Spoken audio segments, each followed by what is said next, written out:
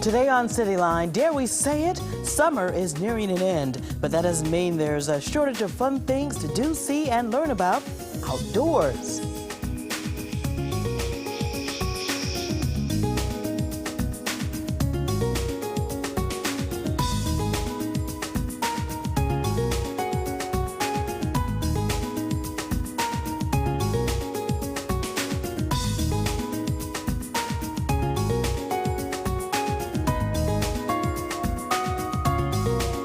Hello and welcome to CityLine. I'm Karen Holmes Ward.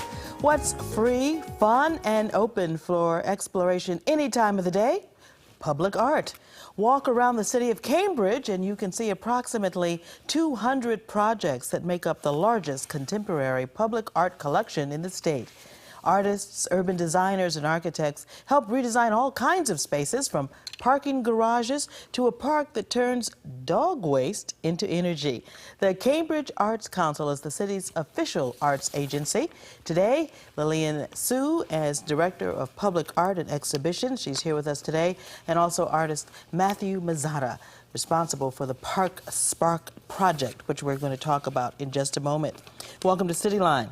Thank you. Lillian, Cambridge is the only city in Massachusetts with a municipal ordinance requiring that a percentage of construction costs on capital investments be designated for the commission of integrated public artwork. Very interesting. When and why was this established? It was established in 1979, and it's a way of mandating public art into urban space to enhance our urban environment. We've been carrying on that program since then, and at any one time we have multiple projects going on in the city since then. Tell me some of the big projects the Cambridge Arts Council is responsible for. There's a relatively new one at the new police station in East Cambridge. The artist is Christoph Wodishko. It's an illumination project that responds to the activity that goes on in the Emergency Communications Center and in the police department, which is, there are two departments that are in that building. That's fairly recent, and it's particularly visible at night. Another piece that's in the last 5 years or so is Trolley Square, which is up in North Cambridge. It's a small park that connects to the bike path that comes in from Davis Square. The artist there is Nancy Selvage, and the park was designed by Rob Steck, who's a landscape designer with the city. And that's an interesting project that integrates public art with the design of the landscape really well. Very nice, very nice, and very innovative. Matthew, I want to ask you about Park Spark. Yep. Tell us what this is all about. Well, that's my latest project, and we're doing it in Cambridge in a park. That's taking a technology that's found in developing countries like India and China and bringing it to a park in the United States. This technology usually uses cow waste and turns it into methane to cook with or light spaces in developing countries. But here we're taking dog waste and transforming it into methane to use it in social spaces. Try to expand the notion of the neighborhood or community. So people throw their dog waste usually in a garbage can, but here we replace it with a digester.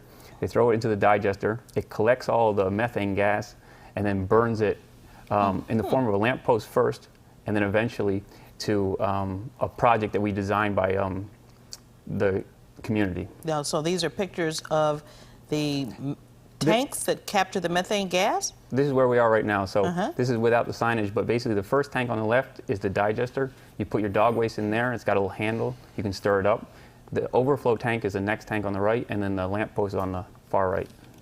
Interesting. Now, how did you come up with this idea, Matthew?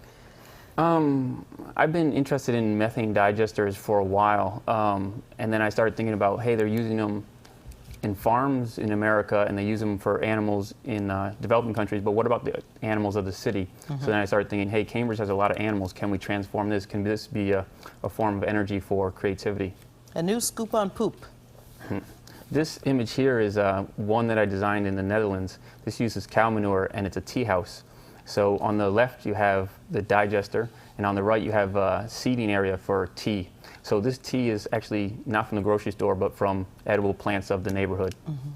Now, what is the energy used for after it's captured? It depends on what the community is going to use it for, but right now burning methane, and this is kind of an interesting fact, actually is good for the environment.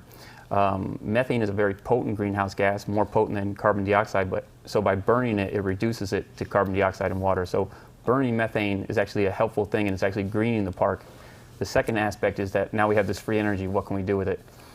What we're doing with it hasn't been determined yet, so we're going to actually have some design meetings in the next couple of weeks to figure out what we'll be doing with that. Mm-hmm.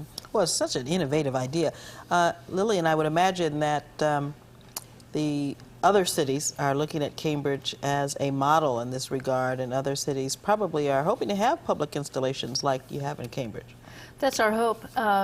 We were very interested in Matthew's project. Matthew came to us as the Arts Council, and as a public agency, we welcome ideas and people to come to us with projects like that. And I think one thing that's interesting about Matthew's project is that it, outside of the backbone of our program, which is the Percent for Art, it was an artist coming with a vision to do something in the city, interacting with the public, and Matthew has really gotten a great experience working through all the different kinds of approvals and processes that are necessary to make something happen. As we continue to talk, let's just run through some of the pictures of some of the various public art displays. First, this is the Healy Safety Building that you spoke about earlier. Mm-hmm. Right. Is that right? This is Yes. the thing that's illuminated at night. Then I think we have 4 pictures of Trolley Square that we're going to show. Oh, that's beautiful. Beautiful, beautiful. Look at that. Okay. It's gorgeous. It's so nice to be able to integrate art into everyday life.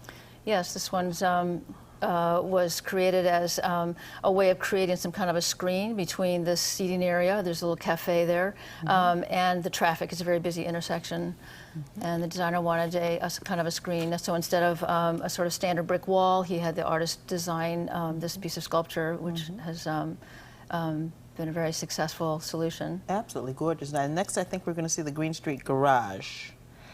Green Street Garage by Ed Andrews. The challenge there was to create some kind of a screen for the stairwell for pedestrians walking up and down in the garage that would let light in and also let air out, and to sort of have it, it's not completely sealed in, so it's a kind of a permeable screen. And I think our last series of photographs is of the Porter Square Plaza. This is Toshihiro Katayama in partnership with Halverson Design, and it's a large plaza that was created to as a part of a much larger traffic redesign of that whole Porter Square neighborhood, which has a huge amount of pedestrian and transportation going through it every day. Well, Lillian and Matthew, thank you so much for joining us today to tell us what's going on in Cambridge. Thank you very much. Beautiful pieces. We'll look for that wonderful methane collection process in the city of Boston. Thank you. Okay. The Cambridge Arts Council has a virtual tour which includes many of the works in the collection, and a new citywide art center is in the making. It's called the Maud Morgan Visual Arts Center, and it officially opens in October. We'll have that information and more on the CityLine page on thebostonchannel.com. When we return, teaching kids how and why you should grow and eat your own food. We'll be right back.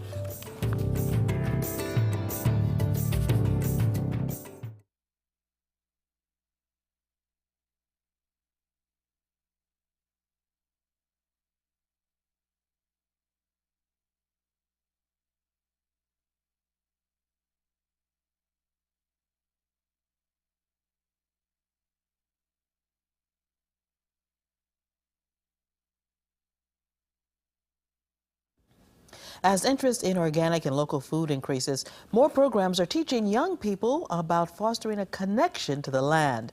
The Trustees of Reservations cares for 102 reservations in 73 communities throughout Massachusetts, over half of which are in the greater Boston area and are open to the public. One of their programs is called the City Harvest Youth Programs. It teaches young people